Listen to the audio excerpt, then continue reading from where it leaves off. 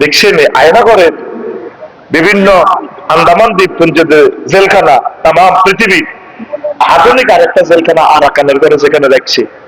আচ্ছা, একটা পলিথিনের ভিত্তে সার্ভার ভিত্তে 40 কে বেড়াবেড়ি কেন তাদের টার্গেট হলো ইয়ানো জারগাওয়ালান পয়দা করন, সারা পৃথিবীতে তারা প্রমাণ করবে দেখ মুসলমান আরাকানিরা আসলে খারাপ। এখন তো প্রতি বছর 70,000 ওলামা হইতে আছে। আচ্ছা, একটা ছোট্ট পলিথিনের ভিত্তে সাহায্য আইও এইভাবে হান্দায় থাকলে ইয়ানো 20 গা বেড়ি ইয়ান্দি 20 গা বেড়া, কার বউ কার মা কার মাইয়া খবর নাই। এইভাবে ওয়াইতে আছে বছরে 1 লাখ 1 লাখ এগুন এগুন মারামারি করে এগুন মাজুজ হয়ে যায়। এখন আমার কক্সবাজারের লোকেরে তারা অপহরণ করে, এটা তাদের দোষ না। শিক্ষা নাই, বিনোদন নাই, হেরার ভিতরে রায় তুই খালি খাওয়াবি, এভাবে কি একটা মানুষ বাঁচে?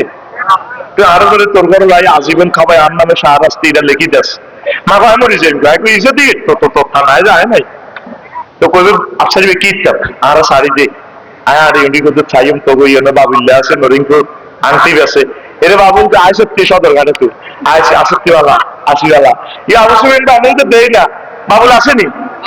ও বাবুল বাবুল আইলো না তাতে খবর আনা ওতে তার মুড়ি দেশে বেলে এটা আগে আরে 10 আঙ্গুল আংটি দিছে কি রে আর আংটি দি কি তোর বেচা কি নাকি কইটে জানি। তো এইভাবে আমরা ফাঁকির মতো তো এই যে আরাকানে 30 লাখ লোকের ঢুকাইয়া নেয় এগুলোর বেগগুলোর কি করতেছে ইয়াজুজ মাজুজের মতো তৈরি করি আদিবাসী আন্দোলন দিই এই পাহাড়ের তারা আলাদা করে একটা রাষ্ট্র বানাইবার পরিকল্পনা।